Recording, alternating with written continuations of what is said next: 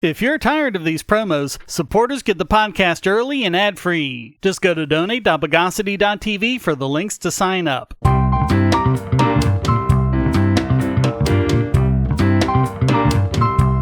Welcome to the Bogosity Podcast for the week of October 2nd, 2022. The podcast that stares back at the abyss. This is your host, Shane Killian. Let's confabulate the news of the bogus. It's good to see more neglected stories showing up in at least the somewhat mainstream media, in this case the Washington Examiner, covering 11 cases of defensive gun use. As we've covered, legal gun owners foil crimes in the U.S. more than 1 million times every year, according to several different analyses, including one from the CDC, at least the ones that didn't deliberately undercount the way others did. And in most of these cases, well over 99%, the person didn't even fire the gun. Just brandishing it was enough to stop the crime. Of course, that generally doesn't get reported in the news media, especially when the gun isn't fired. There's just nothing really to report. We've also seen that with mass shootings, on average, 14.29 people are killed when the shooter is stopped by police, but just 1.8 when stopped by an armed citizen. So this opinion piece by Amy Swearer and Holden Edwards is welcome, even though it doesn't cover anything unusual. By the way, if the name Amy Swearer sounds familiar, we covered her back in June when Katie Porter in a congressional committee hearing falsely accused her of perjury without giving her a chance to respond. They were prompted to write this by Biden once again insulting and degrading gun owners as being afraid of, quote, deer in Kevlar vests. Speaking of the popularity of the AR-15, which isn't powerful enough to hunt deer even if they're not wearing Kevlar. At any rate, the Second Amendment is not about hunting deer. It's about self-defense, a natural right everyone has just by virtue of being alive. Which means we have the right to resist those who would threaten our rights. Which means we have the right to any tool we can use toward that end. Their examples include a gas station clerk, a man at a family gathering, a man in his car, another man in his kitchen, and a girl in a car outside her house who defended themselves from armed robbers. Also, a woman who was taking a shower had to grab her gun and defend her 2 children from an intruder who wouldn't stop coming at her. In another example, an Amazon driver shot and wounded a man who attacked him with a knife, saving his own life. Despite the fact that the police said he acted lawfully, Amazon deactivated him as a driver. Boo, Amazon! There were a couple of examples of domestic disputes, one of a woman who shot her husband who was attacking her, and a man who shot his wife's brother after he broke in wearing a bulletproof vest. And in one example, a 19-year-old gunman started shooting people at random when he was shot and wounded by an armed bystander. The gunman had killed 3 people. If he'd killed 1 more, it would have been considered a mass shooting. None of these people were facing deer in Kevlar vests. None of these people were trying to be manly or get famous. It wasn't because they had social anxiety, or were weak underachievers, or had anger issues, or were white supremacists, or paranoid conspiracy freaks. They got guns to protect themselves. And they found themselves having to do just that. And it's a good thing they did. And there's no excuse. It's actually been the case for years that the number one reason people give for owning a gun, according to Pew Research, is for protection, with hunting a distant second. No respondent to the survey said, because of deer in Kevlar vests. Of course, self-defense isn't the best reason to give. The best reason to give people for why you own a gun, or why you encrypt your files and messages, or why you won't speak to police without a lawyer, or anything like that is, because none of your damn business. That's why.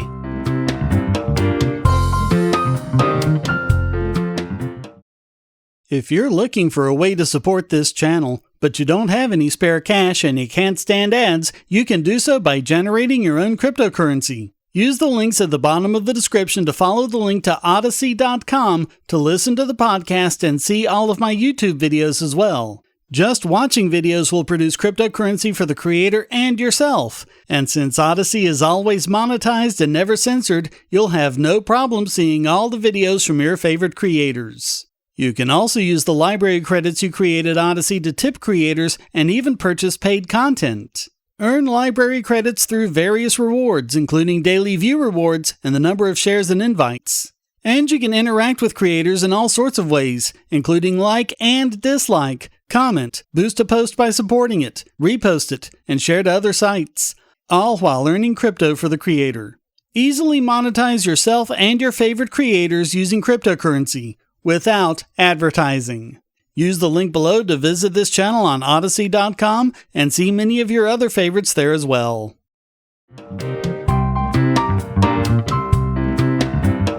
So we've talked about this before. Telcos, banks, exchanges, and everything else wanting your personally identifiable information, such as social security numbers, driver's license numbers and other IDs, passport information, and even pictures of yourself holding one of these cards.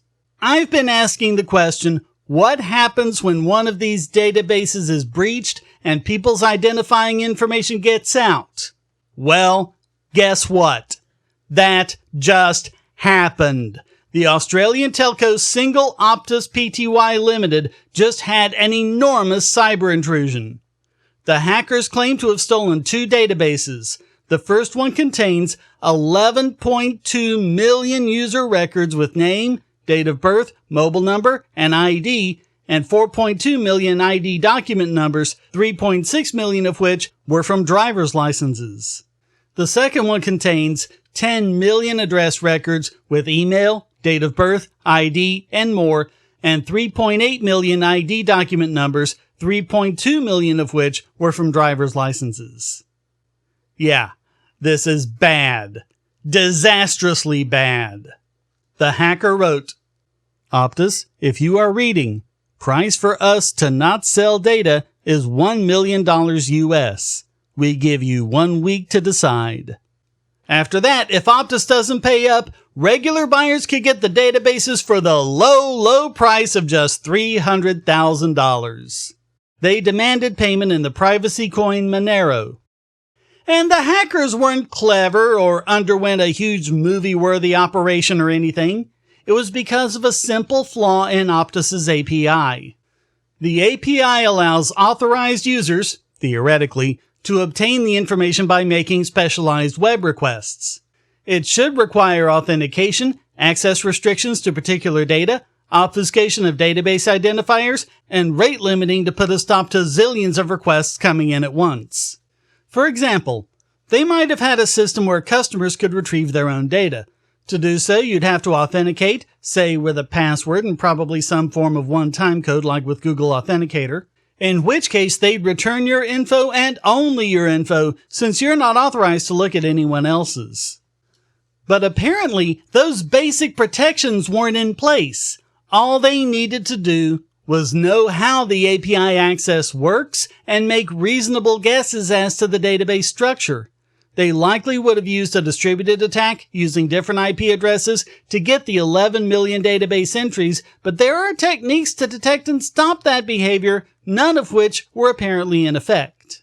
It doesn't help that Optus isn't being very transparent about how it happened, other than the fact that they shut down the attack, which could just mean closing the loophole that let them into the API after it was all over, not stopping it early after a limited number of records were stolen.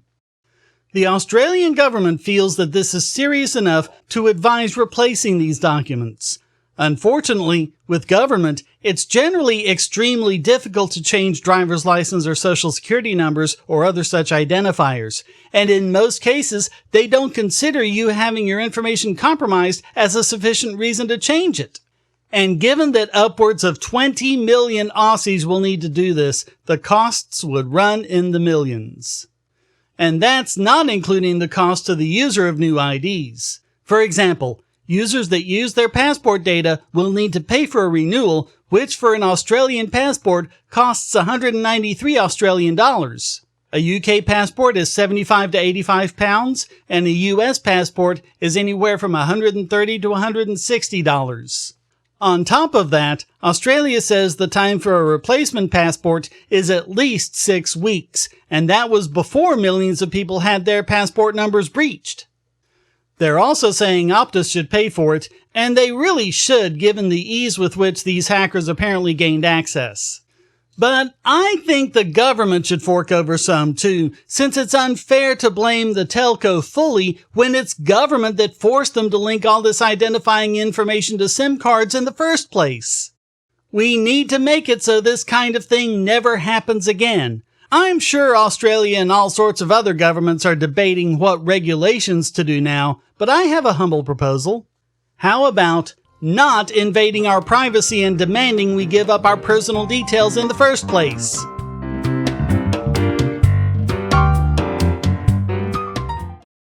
If you're on the Wi-Fi in a coffee shop or hotel, anyone on that network can get your traffic. Do you really trust all of those strangers? For that matter, do you really trust your ISP? A VPN can protect you from prying eyes, disguise your location, and even foil government censors. It's essential in this day and age, so go to vpn.bogosity.tv and you'll be taken to BoxPN. Starting at just $2.99 a month, you can get unlimited high-speed connections to VPN servers all over the world, and they don't log connections, so your privacy is assured. Traveling abroad, just VPN home, and don't worry about what those other governments are doing. Back at home, stop your ISP from traffic shaping and messing with the quality internet access you're paying good money for. You can connect from multiple machines at once, including your smartphone or tablet, and it supports all the secure standards, including OpenVPN and SSTP.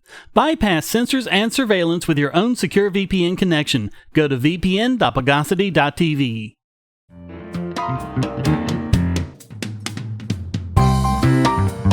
A lot of people have wondered how Jeffrey Epstein was able to kill himself in such a secure facility.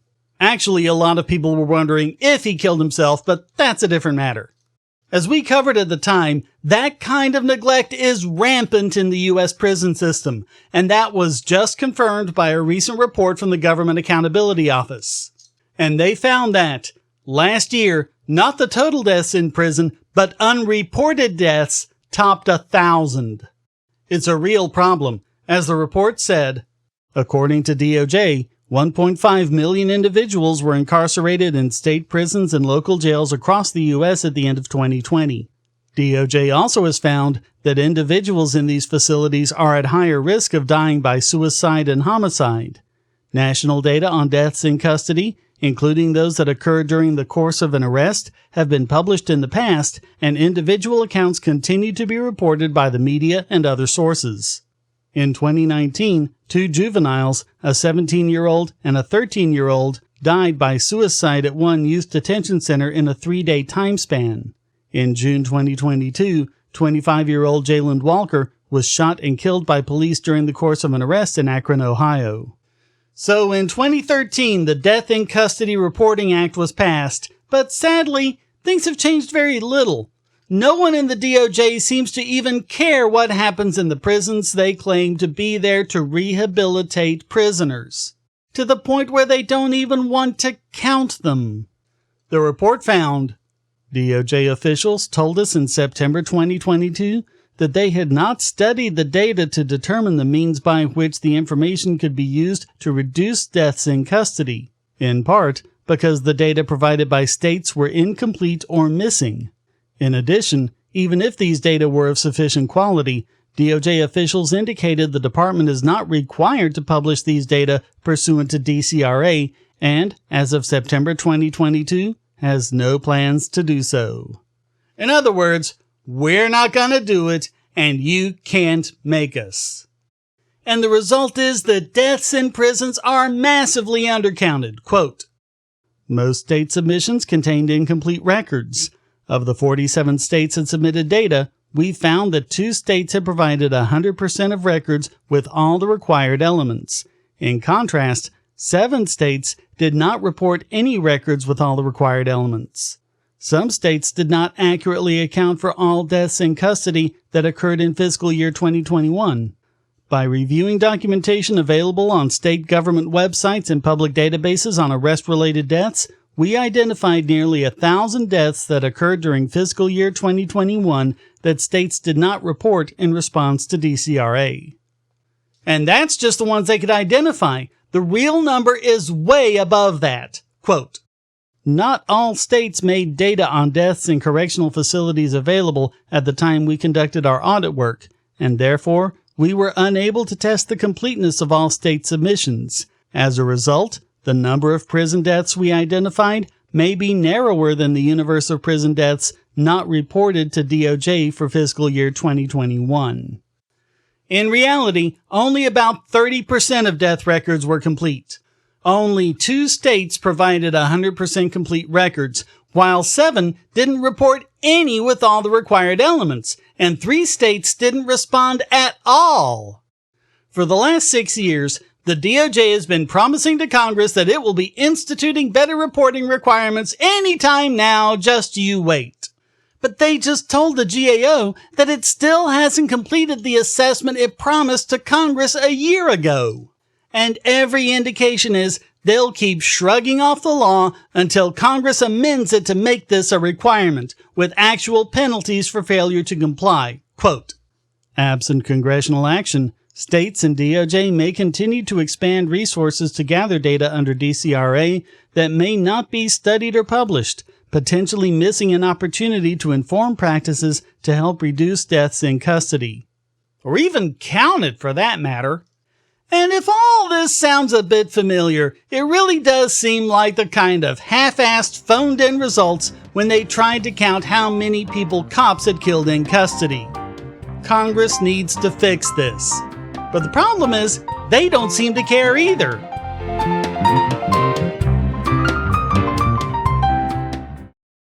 Do you have children, or nieces or nephews? Are you homeschooling, or just want to counter some of the socialist indoctrination most children get in school? If so, go to bogosity.tv/TuttleTwins, and you'll be taken to a website where you can get some great books for elementary-aged children. The Tuttle Twins books are books about liberty and free market economics that include children's versions of Bastiat's The Law, Leonard Read's I, Pencil, and Hayek's The Road to Serfdom, as well as books about the Federal Reserve and how regulations protect business cronies. They'll learn about the harm caused by eminent domain, or regulations passed in the name of safety, and fundamental concepts of liberty. And as you can see from the sample pages on the website, they're all easy to read and nicely illustrated. They're just $9.99 a piece, or get a special discount as well as free bonuses when you purchase all 5. You can even buy in bulk to donate to schools and local libraries. So get the Tuttle Twins books at bogosity.tv/TuttleTwins.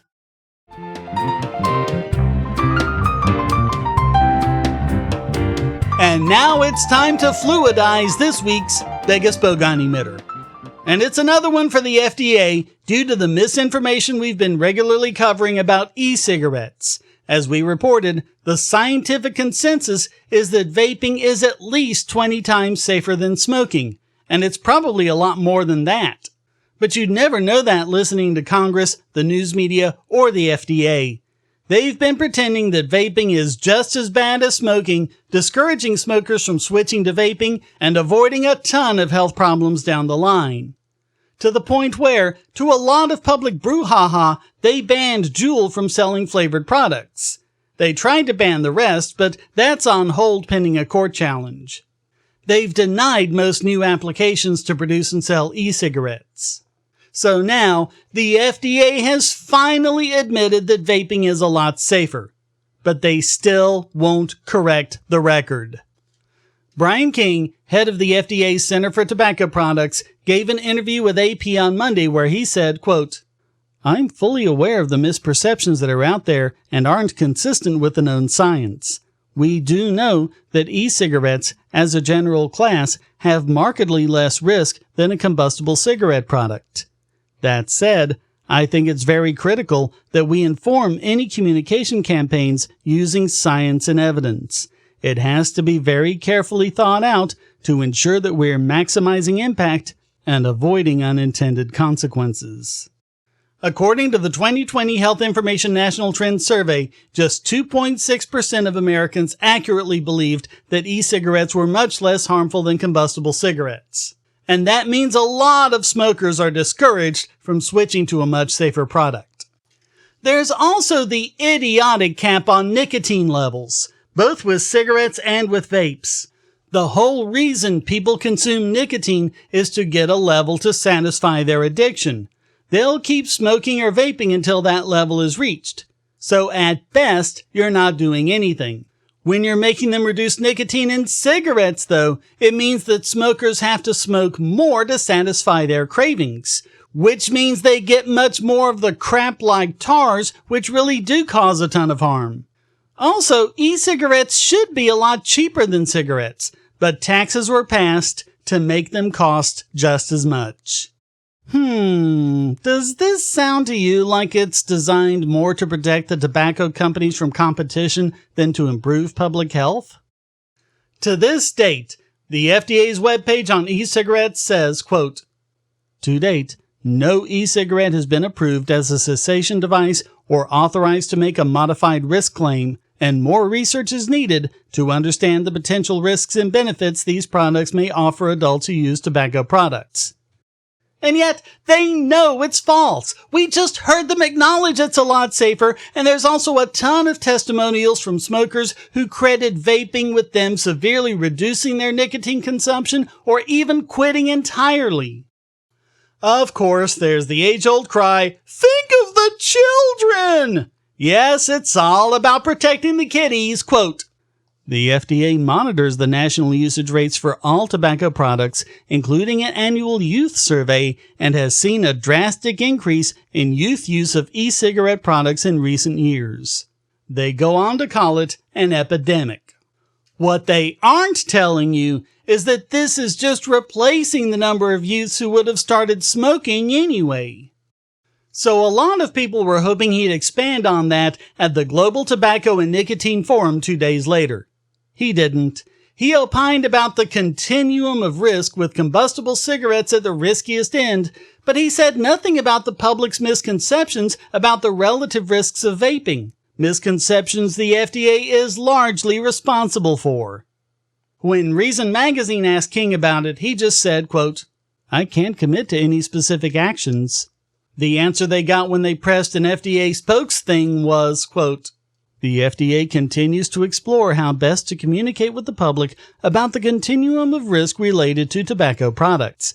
We cannot comment or commit to any specific actions at this time. However, we do note that it is critical that the development and implementation of public health education campaigns are evidence-based to best achieve intended effects on the target population while minimizing adverse consequences for the population as a whole."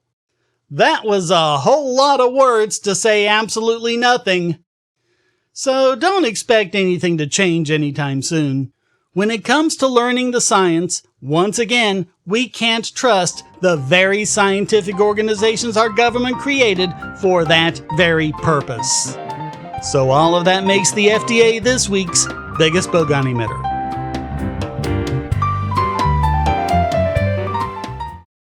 I want to tell you about the eyeglasses I've been wearing for years. As people can see on my videos, I have a very strong prescription, which makes glasses more expensive, especially when I need computer glasses, reading glasses, prescription sunglasses, and most expensively, progressive lenses for general everyday wear. To save money while still getting quality glasses, I get them from Firmoo. In fact, I just got a pair of progressives with high-index aspherical lenses and a nice pair of frames my wife loves for just over $100. It would have been $500 to get them through my eye doctor. Not only do they look good, the glasses are durable. I've worn many pairs for several years without problems. All orders come with a 30-day return policy, a 3-month warranty, and one-on-one customer service. Go to Firmoo, that's FIRMOO.Bogosity.tv anytime you need quality glasses at a low price. Once again, that's Firmoo.Bogosity.tv.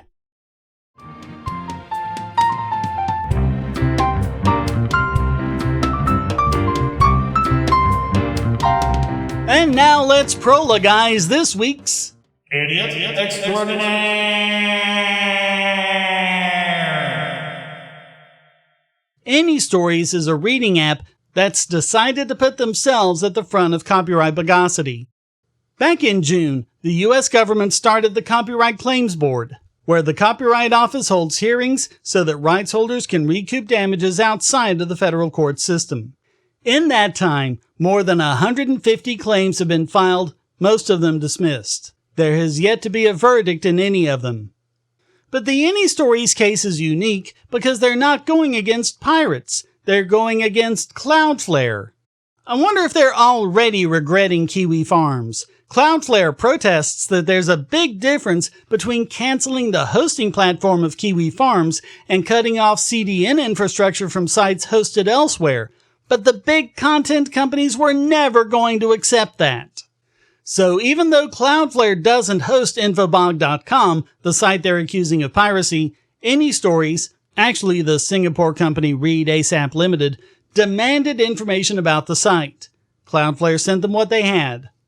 When Read ASAP followed up, Cloudflare replied, quote, "We already provided you with the hosting provider contact information. Please reference our previous responses in greater detail. Furthermore, if you have submitted a valid claim through Cloudflare's abuse portal, we would have already provided the necessary information to the host to allow them to identify the offending account." But Read ASAP said that the email Cloudflare provided didn't work. They demanded that Cloudflare do more. Quote, "You don't reply me back. It might be the last time to inform you to take it serious and provide us the hosting provider's information or web owners." Apostrophe S like a possessive. "As a network service provider, you have the obligation to provide us with information to help us defend our rights. You have not provided us with valid information. Our infringement is ongoing, and if you do not take any action now, we will take action to protect our rights." But what do they expect Cloudflare to do? It's not like it's their fault the email's not working. They don't host it. What, are they supposed to just telepathically determine the real contact email or something? Quote, "PLS deal with this matter immediately. PLS contact the hosting provider immediately and ask them to remove the infringing web. ! Space, ! Space, ! Space, ! If you do not deal with this matter now, based on the DMCA, we have informed you several times, but you did not do your duty of care. We will directly file a claim against you at Copyright Claims Board." Cloudflare has no obligation under the DMCA here. They went beyond what they were required to do by providing what details they had and forwarding the takedown notice.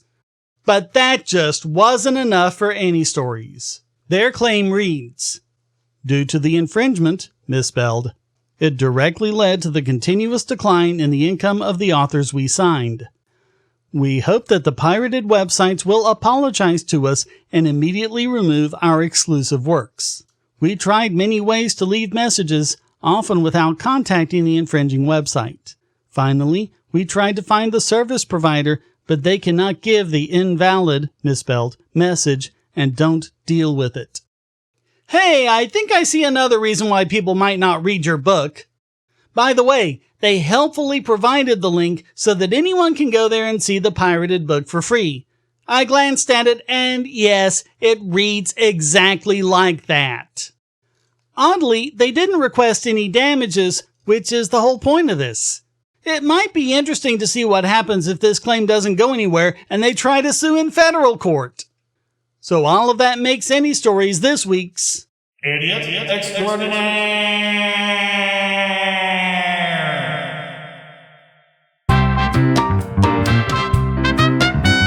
Well, that wraps up this I Said Nothing. I simply pulled up my tights and jumped out the privy window edition of the Bogosity Podcast.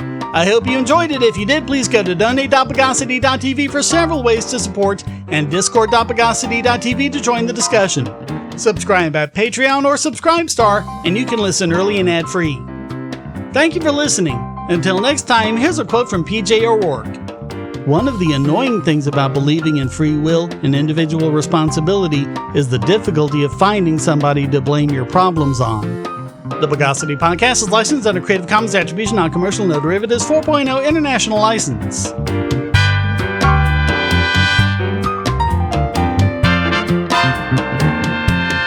Bogosity.